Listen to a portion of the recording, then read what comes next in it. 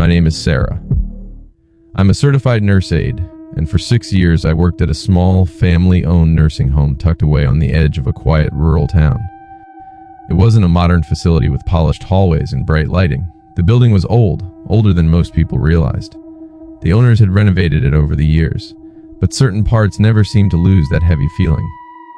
The basement always smelled damp, no matter how much it was cleaned.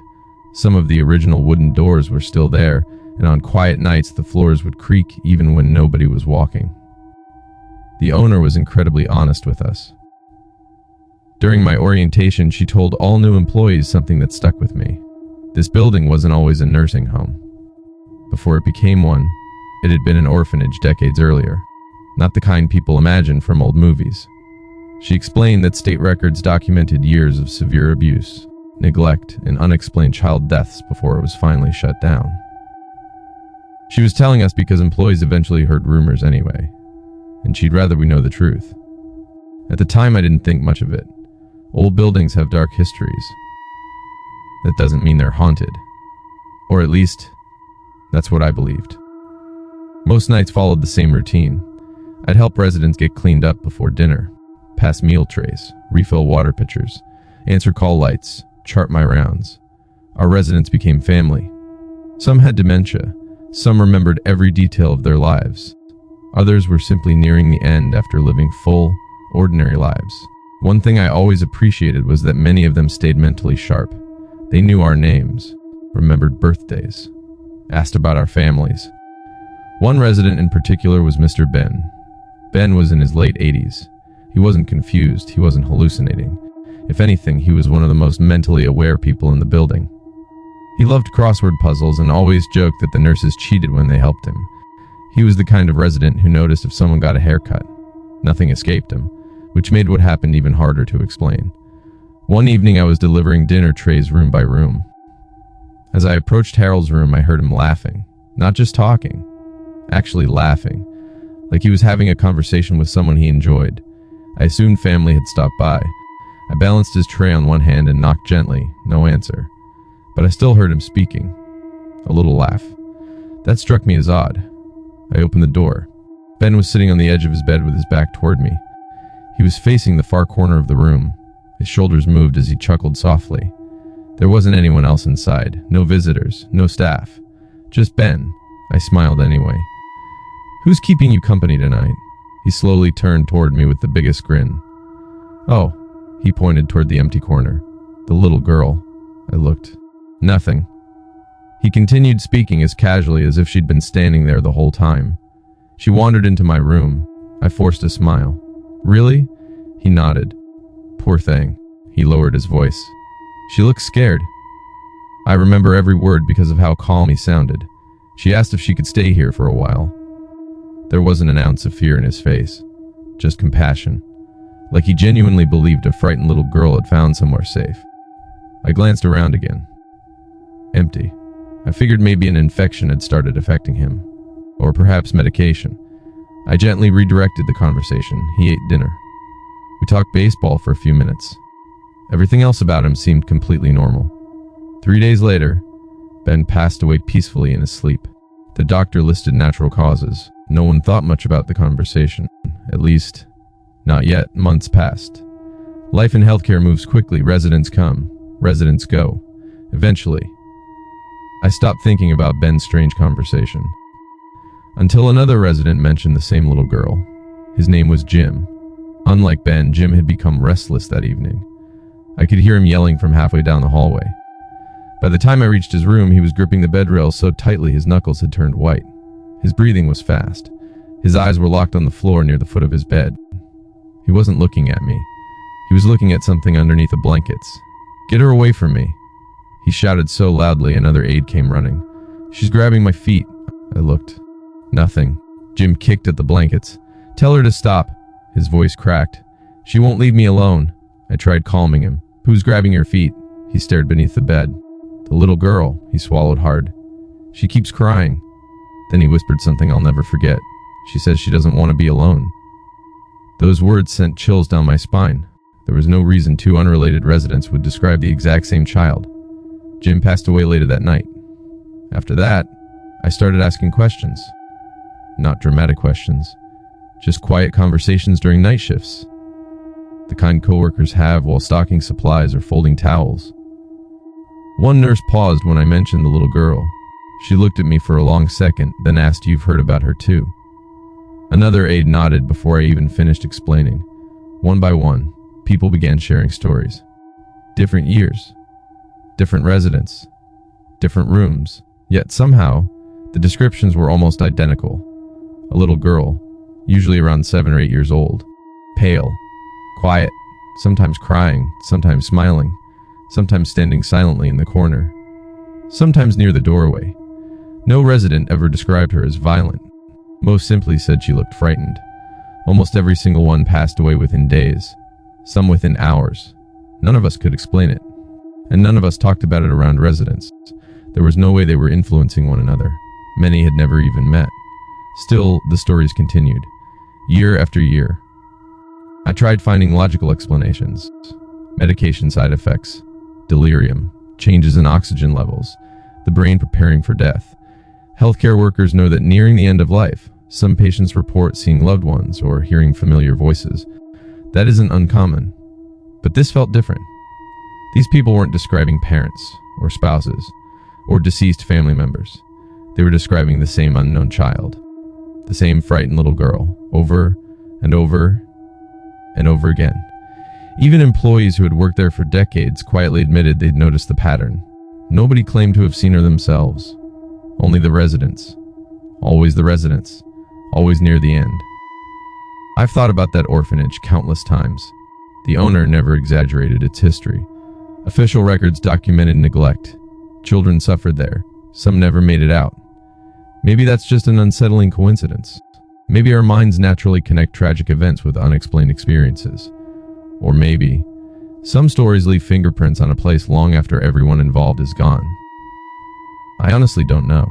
What I do know is this. During 3 years working in that nursing home, I personally heard multiple residents describe the same little girl without knowing anything about each other's experiences. Some laughed with her. Some comforted her. Others were terrified of her. But every time she appeared, their time was almost over. Even now, whenever someone tells me ghost stories from hospitals or nursing homes, I usually keep quiet. Most people expect dramatic endings, something jumping out of the darkness, a shadow running across a hallway. I've never seen anything like that. What's always stayed with me is something much quieter. A gentle laugh coming from an empty room, a resident smiling at someone who wasn't there, or a frightened voice whispering. And every now and then, when I think back to those night shifts, I can't help but wonder if the next resident who quietly smiles into an empty corner is seeing someone the rest of us simply can't. My name is Emily, and this happened during my first year working as a nurse aide at hospital. The hospital sat on top of a hill overlooking a small town. It had originally been built in the late 1800s, and although parts of it had been renovated over the years, much of the original Victorian architecture was still there. The building had towering ceilings, narrow hallways, stained glass windows, and old wooden doors that seemed to groan every time someone opened them. During the day, the place felt beautiful and full of history. At night, it felt completely different. The hospital became so quiet that even the smallest sounds seemed louder than they should have been. You could hear the wheels of a medication cart from the opposite end of the hallway. Every footstep echoed. Even the old heating pipes seemed to make strange noises after midnight. The older nurses loved talking about fourth floor. Whenever someone new started working there, they always warned us about it. Working in the fourth floor. If someone calls your name, make sure you know who's talking. They always laughed afterwards, so I assumed they were trying to scare the youngest employee. I never thought twice about it. Until one Friday night. It was around 10 o'clock when our charge nurse walked over to me. She looked exhausted. 2 employees had called in sick. Another nurse had gone home because of a family emergency, and nearly every floor was running short-staffed. "Emily," she said, "I hate to ask, but the 4th floor needs another aide for a few hours. Would you mind helping them out?" I hesitated for just a second. The 4th floor. The floor everyone joked about. I smiled anyway. Of course, I didn't want to make a bad impression on my senior. I wasn't about to admit that a few ghost stories made me nervous. I grabbed my clipboard, stepped into the elevator, and pressed the button. As the door slowly closed, I remember thinking how ridiculous it was to even feel uneasy. Ghosts weren't real. Old buildings just made strange noises. That was all. The elevator doors opened onto the 4th floor, and the first thing I noticed was how quiet everything felt. Not peaceful. Quiet. The hallway stretched out in both directions, lit by soft yellow lights that barely reached the far end. Every patient room looked the same. Most of the doors were partially closed, and the only movement came from the slow, blinking lights of medical equipment inside the rooms. A nurse named Rebecca greeted me with a warm smile. She looked like she'd worked there for years. "Thanks for coming up," she said. "Almost everyone's asleep. I just need someone to keep an eye on things while I take my dinner break." She showed me where the emergency supplies were, introduced me to the handful of patients who were still awake, and gave me a quick rundown of everyone on the floor. Nothing seemed unusual. Before leaving, she smiled. "I'll only be gone about 15 minutes. Then she disappeared around the corner toward the staff lounge. Just like that, I was completely alone. At first, everything went exactly as expected. I checked each patient's room one by one. An elderly woman slept peacefully with a novel resting on her lap. Another patient snored so loudly I could hear him from the hallway. One television played an old black and white movie with the volume turned almost all the way down. I adjusted blankets, checked call buttons, and quietly walked from room to room. It felt like any other night. Eventually I finished my rounds and stopped near the center of the hallway where I could see several rooms at once.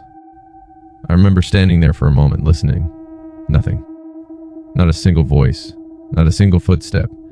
The silence was almost unsettling. I actually laughed to myself thinking, "So this is the haunted floor?" A single finger pressed firmly against the top of my right shoulder.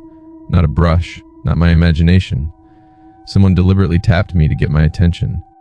It felt so real that I instinctively smiled, thinking Rebecca had came back. The smile disappeared from my face immediately. No one was there. The hallway behind me was completely empty. I stared down one direction. Nothing. I looked the other way. Still nothing. Every patient room remained exactly as I'd left it. No doors had opened. No footsteps echoed away. No shadows moved. I stood perfectly still, trying to convince myself that maybe I'd imagined it. But I couldn't. I know what a human touch feels like. This wasn't a muscle twitch. It wasn't my scrub shirt catching on something. I had felt the pressure of a fingertip pressing into my shoulder, hard enough that my body had actually shifted forward. My heart started pounding. I slowly walked down the hallway, checking every room again. Every patient was exactly where they should have been. Most were still asleep. The few who were awake hadn't left their beds. I even checked around the corner leading toward the staff lounge. There wasn't anyone there except Rebecca, who was still eating her dinner. She smiled when she saw me. "Everything all right?" For a split second, I almost told her. Instead, I forced a smile. "Yeah, just checking on everyone." She nodded and continued eating. I walked back to the nurse's station, sat down, and spent the next several minutes trying to convince myself that exhaustion had gotten the better of me. Maybe I was more tired than I realized. Maybe stress had played tricks on my mind. I wanted to believe that. I really did. But deep down, I knew someone had touched me, and whoever or whatever it was had been standing close enough to reach my shoulder. Before I continue, I just want to say a quick thank you for being here. I'm sorry for interrupting the story, but this channel is still brand new, and your support truly means a lot. This happened in November of 2014. I was 26 years old, working night shift security for a private nursing home. Most nights were painfully boring. Everyone usually worked on their own department, and senior citizens were in their rooms sleeping. I'd clock in at 10 p.m., unlock the security office, check camera feeds, and walk every floor once an hour. By midnight, there were much less people around. The building had that strange smell of dust, old carpet, and coffee that had soaked into furniture years earlier. Every hallway looked identical: gray walls, blue carpet, and motion-sensitive lights that clicked on one section at a time. Whenever I walked through the corridors, I'd hear my own footsteps echo. The security room sat on the first floor. 16 security monitors were throughout the building. Each camera automatically highlighted movement with bright green tracking boxes. Normally, if someone walked through a hallway, the box would lock onto them immediately. The software almost never made mistakes. Around 1:15 a.m., I took my meal break. There was a small employee lounge no one used anymore. A square wooden table, 4 chairs, an old coffee machine that hadn't worked in years. Along one wall sat a bookshelf filled with forgotten novels people had donated over time. Finished my sandwich. Pushed my chair under the table, turned off the lounge light, locked the door behind me, then headed downstairs. About 5 minutes later, one of the monitors flashed, motion detected. Employee lounge. I looked up automatically. A bright green tracking box floated across the room. Except, there wasn't anyone inside, no person. Just the box detecting movement. I frowned. Sometimes bugs confused the cameras. Sometimes dust reflected infrared. So I waited. The green square stopped beside one chair, as though someone had sat down. Then, another green square appeared. Across from it, both stayed perfectly still, like two invisible people facing each other.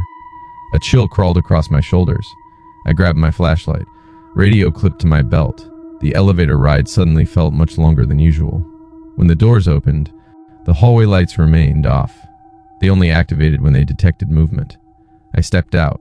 Each section illuminated ahead of me. The lounge door stood slightly open. I knew I'd locked it. My stomach tightened. I pushed the door open slowly. The lights were on. The chair I'd been using was exactly where I'd left it, but the chair across from mine was pulled completely away from the table, as if someone had been sitting there.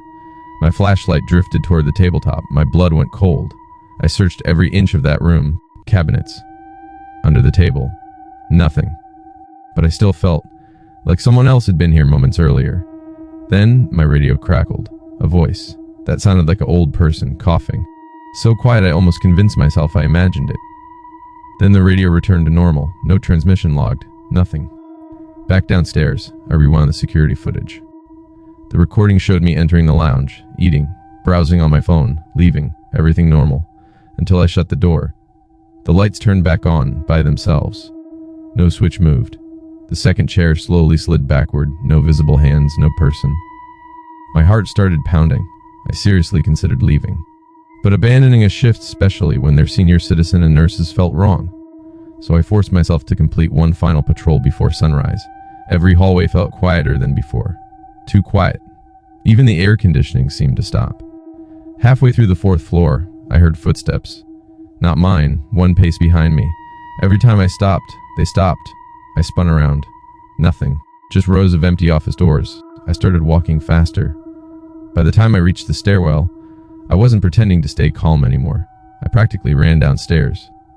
The footsteps never echoed after me. They simply stopped. At 6 o'clock the daytime, another security guard came to take over. He had been here longer than me. I showed him the recording. He stared at it without saying a word. Finally, he told me something no one had mentioned during training. 5 years earlier, there was another guard who worked there. One morning, they found his radio, flashlight, and security keys at the table he had ran away from work in the middle of the night. Nobody really talked about this because the caretakers never experienced this, so they just dismissed it because they didn't want to make elders scared. I tried to also think like it was just my mind playing tricks, but I couldn't, so I quit 2 weeks later. I've started work security at different places, but whenever I enter an empty break room, I naturally seem to check out my surroundings in case there's someone waiting for me. Before you go, if you enjoyed this story, please consider leaving a like, subscribing, and supporting the channel. Every bit of support means more than you know, and it helps me continue bringing you even more creepy, mysterious, and unsettling stories. Thank you so much for being here, and I hope you'll join me again for the next one.